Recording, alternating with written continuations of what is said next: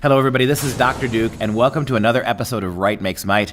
Let me start today with a hypothetical. How do you think progressives would feel? How do you think American culture in general would feel if you had a multi-million-dollar company who received over $500 million a year from state and local taxes, federal taxes? How would you feel if this conglomerate, this big company, started from the premise that minorities were unequal, started from the premise that immigrants weren't worthy of reproduction, started from the premise that there are too many blacks and Hispanics in the world. A company whose CEO, a nonprofit organization, by the way, whose CEO makes $1 million a year while receiving all this federal and state money, whose president receives over $600,000 a year. Again, an organization dedicated to the idea from its founding that people aren't the same, that there are differences between races, that eugenics, the idea that we need to propagate some people while forbidding other people to reproduce, was at the core of their philosophy. Well, you've probably figured out right now that I'm talking about Margaret Sanger. And this is the 100th anniversary this year of Planned Parenthood. And this is exactly the reality that we face. We're being told by progressives that statues of Robert E. Lee have to be removed from public circles. We have even people suggesting that the Jefferson Memorial has to come down because Jefferson owned slaves. We have people now suggesting that the Confederate flag is responsible for nothing else but racism and evil. We have all sorts of American institutions being affected by progressives who are arguing categorically on university campuses, in politics, in the media, that any organization that has any ties to racism in the past must be destroyed. And then there's Margaret Sanger. Well, Margaret Sanger was instrumental in shaping the eugenics movement in the 1930s and the 1940s.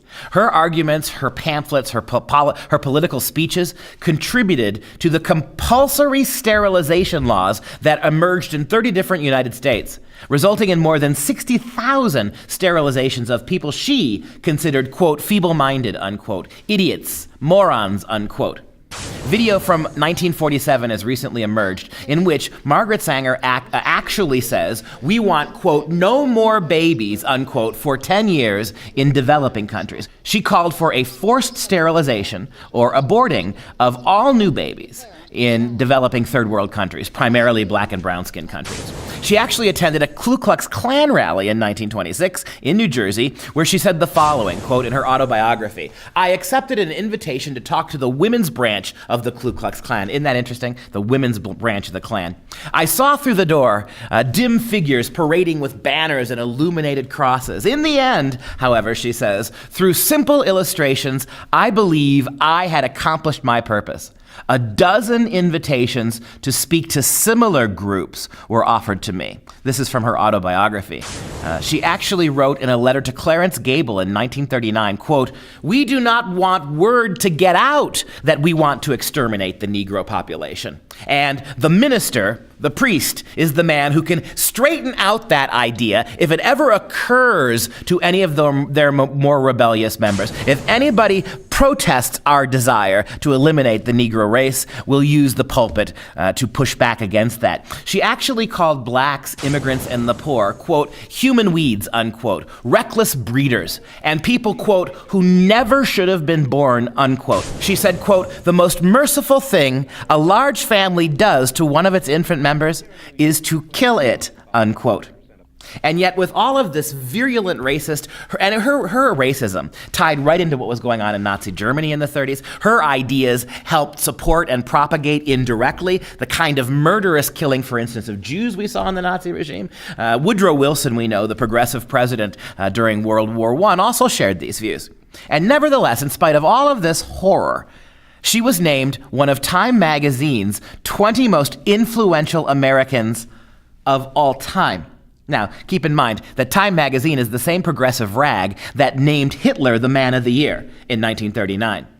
She has endowed professorships on progressive campuses named after her to this day. Her portrait was put in the Struggle for Justice exhibit in the National Portrait Gallery, alongside the portrait of such black figures as Martin Luther King and Rosa Parks, people who stood up to defend the rights of blacks, surrounded by a portrait of a woman who felt that the Negro race needed to be eliminated. When you consider all of this and the left's totalitarian attitude to any organizations they deem racist, how do we still have Planned Parenthood? How do we continue to fund it? As I mentioned before, over $500 million in federal and state taxpayer money, much of that coming from African Americans, goes to fund Planned Parenthood. Planned Parenthood plays a part in over 300,000 abortions every year. Disproportionately high numbers of those abortions are Black or Hispanic babies. Planned Parenthood actually performs no mammograms. Let me repeat that, because you're always told it doesn't matter the racist history of Planned Parenthood. Planned Parenthood cares about women. Well, and they provide mammograms and pap smears. Increasingly less they're doing that, and they farm them out to other agencies. They're just a middleman. And for every referral Planned Parenthood makes for a baby to be adopted, they participate in the aborting of 392 babies. Look, this has nothing to do with a woman's right to choose. This has nothing to do with whose body it is. By playing by the left's rules, the left considers itself the only people qualified to determine what racism is. And yet you have an organization here, a progressive dream organization, that all this money goes to, all this power, all of this ability to impact what's going on in our schools, and yet it's racist at its very core. Its founder is irremediably racist. She is on record as having said, written, even on film suggesting a eugenicist program that punishes, that seeks to eliminate people who are different races. This is unacceptable, and the left, it's a far time for the left to stand by its principles. If we're going to get rid of statues of Lee, if we're going to get rid of the Confederate flag, time to dump Planned Parenthood and stop the states and federal government from funding such an obviously racist institution. This is Right Makes Might with Dr. Duke.